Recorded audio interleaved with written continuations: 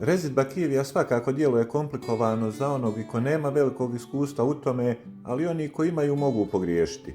Zato ću u današnjem videu s vama podijeliti neke najčešće i najveće greške koje možete napraviti, a koje utiču ne samo na smanjen rod ili krupnoću, nego i na stablo u cjelini.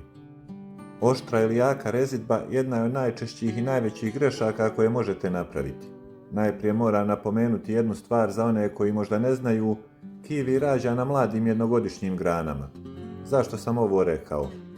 U slučaju da imate starije stablo, ali ono mlado sasvim nebitno, vjerovatno ste mišljenja, ako uklonim dobar dio grana, što stari, što mladi, i ako ostavim samo jedan dio dobrih jednogodišnjih grana, rasteretit ću stablo i imat ću jako krupne i kvalitetne plodove.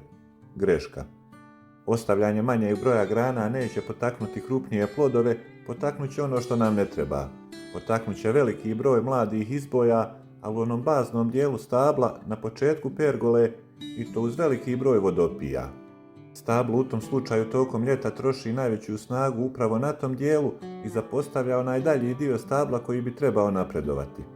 Tada grane na krajevima budu kraće, zakržljale, tako ne da nismo dobili krupnije plodove, nego smo unazadili stablo godinu dana, ako ne i dvije, a što se tiče plodova, oni će biti iste krupnoće kakvu ta sorta daje, samo će ih biti dosta manje.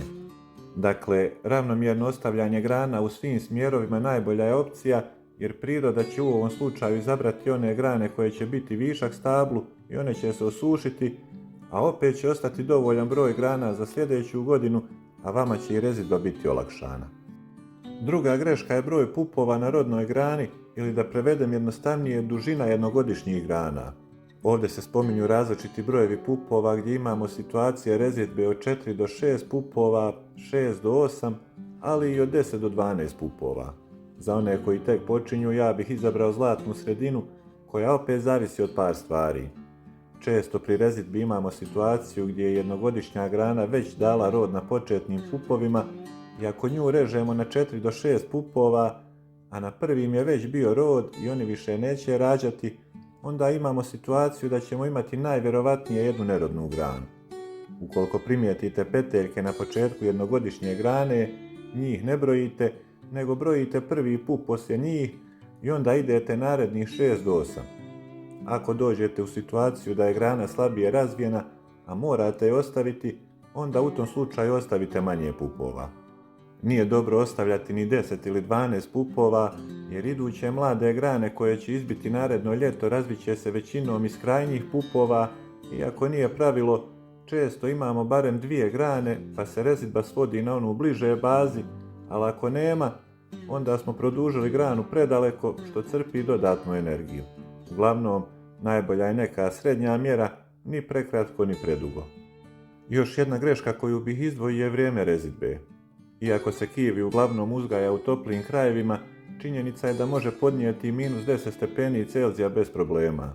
Međutim, s rezidbom je opet bolje pričekati dok prođe zima, ali ne zima u kalendarskom smislu, nego onaj dio zime gdje veliki minusi traju po cijelu noć. Isto tako ne treba čekati ni da otopli, jer sokovi u kiviju kad počnu kolati kroz stablo kolaju poprilično jako i ako zakasnite s rezidbom imate veliko sočenje. Čak i ako režete na vrijeme, može se desiti da poneka grana soči i onda imate ispod nje loku vode koja traje 7 dana i više. Sad zamislite da uradite kasnu rezidbu i da imate više takvih grana, stablo ne samo da neće napredovati, nego postoji realna šansa da će se i osušiti. Najbolje vrijeme za rezidbu bi bilo okvirno februar, naravno ukoliko to vremenski uslovi dozvoljavaju. Nadam se da su vam ovi savjeti bili korisni. Za ovaj video toliko, do sljedećeg, lijep pozdrav!